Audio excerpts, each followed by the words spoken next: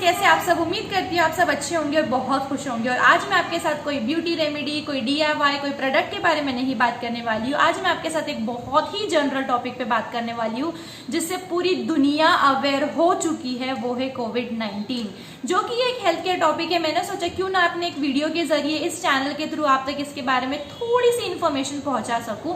देखिए, मैं कोई डॉक्टर नहीं हूँ, कोई मेडिकल एडवाइजर नहीं हूँ, बट एक माइक्रोबायोलॉजिस्ट होने के नाते मेरा एक माइक्रो ऑर्गेनिज्म से बहुत ही गहरा रिश्ता है।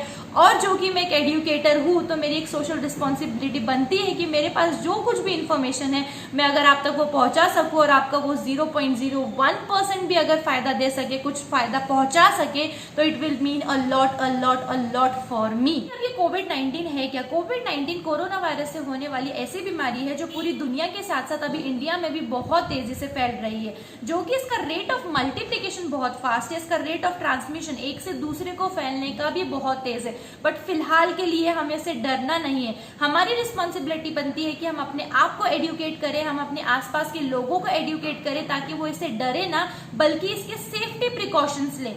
जो कि इसकी मेडिकेशन और वैक्सीनेशन फिलहाल के लिए अवेलेबल नहीं है, तो तब तक के लिए सबसे बेस्ट सोल्यूशन है precaution is better than cure. हम हमारे अपने आप से शुरुआत कर सकते हैं, छोटे छोटे ऐसे स्टेप्स फॉलो करने की, जो कि अपने आप को, हमारे घर वालों को और हमारी सोसाइटी को एज अ होल महफूज रख सकते हैं। हमने हमारे दिल और दिमाग में इस बीमारी को लेकर इतनी दहशत बिठा चुके हैं। डरना अलग चीज है, प्रिकॉशन लेना अलग चीज है। हमें से डरने की जरूरत नहीं है। ऑलमोस्ट 80 to 85% लोग हॉस्पिटल जाके मेडिकेशन लेके काफी अच्छी तरीके से रिकवर हो रहे हैं। जो 10 से 15% लोगों की बात आती है, तो हो सकता है कि ये उनके साथ साथ कोई और मेडिकल प्रॉब्लम्स को भी फेस कर रहे हैं, जैसे कि बीपी, डायबिटीज, एस्थमा के प्रॉब्लम्स, या तो फिर उनका इम्यून सिस्टम बहुत वीक होने की वजह से ये चीजों को वो रेजिस्ट नहीं कर पा रहे हैं। उसके अलावा जो काफी सारे पेशेंट्स है वो रिकवर्ड पेशेंट है। मेजर्स की बात की जाए तो सबसे पहले इसमें आती है पर्सनल हाइजीन, जो की शुरुआत होती है हमारे हाथों से। हमें हमारे हाथों को ऑफनली वॉश करना है, कोई भी साबुन या पानी से। ऐसे वायरस ने बिल्कुल भी नहीं बोला है कि मैं फला ब्रांड के फला साबुन या फला हैंड वॉश से ही मरूंगा। कोई भी साबुन से बहते पानी में 20 से 30 सेकंड के लिए हमारे हाथों को अच्छे से वॉश करना है। अगर हम कहीं बाहर जा रहे हैं या बाहर से जाके आए हैं या बाहर जाने के बाद हम किसी चीजों को हाथ लगाते हैं, तो हमें हमारे हाथों को सैनिटाइज करना है। कोई भी हैंड सैनिटाइजर लीजिए, अपने हाथों में वो 70% बेस्ड अल्कोहल होना चाहिए। अपने हाथों को अच्छी तरीके से सैनिटाइज कीजिए, ताकि जब भी हम हमारे आंख, नाक, कान को बिना चाहे अनजाने में हाथ लगा लेते हैं, तो हमारे हाथों में वो वायरसेस नहीं हो। जो भी हम किराना सामान या फिर ग्रोसरी का सामान लाते हैं, तुरंत लाते ही उसे मत भरिए। उसे 12 से 18 घंटे के लिए वैसे ही रहने दीजिए, और फिर उसके बाद उसमें की जो कुछ चीजें हैं अपने बर्तनों में भरिए, और जो कोई भी रैपर होगा उसको तुरंत डिस्कार्ड कर दीजिए। बच्चों के हाथ में तुरंत चॉकलेट, बिस्किट, वेफर्स मत दीजिए। उनके जो वेफर्स, चॉकलेट, बिस्किट से उनके रैपर्स को डिस्कार्ड कर दीजिए। उसके अंदर का जो सामान है वो अपने बर्तनों में भर लीजिए। और अगर हमें फ्रिज में रखना है, तो कोई भी सादे सैनिटाइजर से या फिर डिसइंफेक्टेंट से उसकी सरफेस को पोंछ लीजिए। और फ्रिज में और वेजिटेबल्स को लाते ही रेफ्रिजरेटर में मत स्टोर कीजिए। जैसे ही हम उसको लाते हैं, कोई भी बकेट में या बर्तन में पानी भरिए और सारे के सारे फ्रूट्स और वेजिटेबल्स उसमें डाल दीजिए। आप सादा नमक डाल सकते हो 1 चम्मच, या फिर कोई भी वेजिटेबल फ्रूट वॉश डाल के उसको 15-20 मिनट रहने दीजिए। फिर उस पानी से निकालिए, अच्छी तरीके से पोंछिए और फिर उसको स्टोर कीजिए। तुरंत स्टोर करने की जरूरत नहीं। हमारे दरवाजों के हैंडल्स को, घर की चाबियों को, गाड़ी की चाबियों को रेगुलरली डिसइंफेक्ट कीजिए। इसके लिए हमें क्या करना होगा, एक स्प्रे बॉटल लीजिए, उसमें पानी भरिए, थोड़ा सा डेटॉल या सेवलॉन डालिए, अच्छे तरीके से उसको स्प्रे करके पोंछ दीजिए। अनजाने में, अनचाहे हमने अगर ये चीजों को हाथ लगा दिया होगा और इस पे कुछ लग भी गया होगा, तो ये तुरंत डिसइंफेक्ट हो। मास्क की बात की जाए तो जरूरी नहीं है कि हर कोई N95 मास्क ही यूज करे। N95 मास्क वो लोगों के लिए प्रिस्क्राइब्ड है जो खुद एक पेशेंट है या तो फिर वो पेशेंट के कॉन्टैक्ट में आते जाते रहते हैं। हमें एक सर्जिकल मास्क या सादे कपड़े से बना हुआ मास्क भी सफिशिएंट है। वो एक बैरियर क्रिएट करता है लोगों के बीच में, और साथ ही में अवॉइड होता है हमारे हाथ को डायरेक्टली टच होना नाक से, मुंह से और अपने फेस से। और छींकते समय हमें हमारा फेस कवर करना है, और बेख्याली में कभी हम छींक देते तो हमें हमारे हाथों पे नहीं छींकना। इससे चांसेस होते हैं कि हमारे हाथों पे अगर कुछ भी लग जाता है, तो जहां कहीं पे भी हम हाथ लगा रहे हैं वहां से ये चीजें दूसरे लोगों तक फैल सकती है।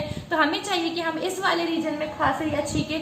इससे क्या होगा, ये रीजन को हम ओपनली टच नहीं कर सकते, और तुरंत हम घर जाने के बाद अपने आप के कपड़े चेंज कर। सबसे इंपॉर्टेंट बात आती है सोशल डिस्टेंसिंग फॉलो करने की। हमें हर एक से 1 से 1.5 मीटर का डिफरेंस बनाए रखना है। ये जो ड्रॉपलेट्स है ये 1 से 1.5 मीटर की दूरी से ज्यादा ट्रैवल नहीं कर सकते हैं। और we never know who is the silent carrier. Asymptomatic होने के बाद को पता नहीं होता है हमें कि कौन साइलेंट कैरियर है। अगर मैं कोई एक साइलेंट कैरियर हूं तो मुझे खुद को असिम्प्टोमेटिक कंडीशन है, बट मैं ये वायरसेस किसी और को फैला सकती हूँ या किसी और से ले सकती हूँ। तो बेस्ट प्रिकॉशन है सोशल डिस्टेंसिंग मेंटेन करना। बाथरूम और टॉयलेट्स को रेगुलर डिसइंफेक्ट कीजिए। घर की फर्शियों को, गैलरीज को, हमारे ओपन स्पेसेस को डायरेक्टली पहले मॉपिंग कीजिए। डायरेक्टली झाड़िए नहीं। झाड़ने से क्या होता है, अगर ये ड्रॉपलेट्स रह गए वहां पे तो ये फिर से उड़ जाएंगे हवा में, बट मॉपिंग करने से ये वहीं पे क्लीन हो जाते हैं। तो रेगुलर वॉश कीजिए या फिर मॉपिंग कीजिए। हो गई हाइजीन की बात। अभी हमें देखना है कि हम हमारे हेल्थ पे भी ध्यान दें। हमें ऐसी चीजों को खाना है जो हमारे इम्यून सिस्टम को बूस्ट अप करे। हम फ्रेश फ्रूट्स खाएंगे, फ्रेश वेजिटेबल्स खाएंगे, ज्यादा से ज्यादा जूस पियेंगे,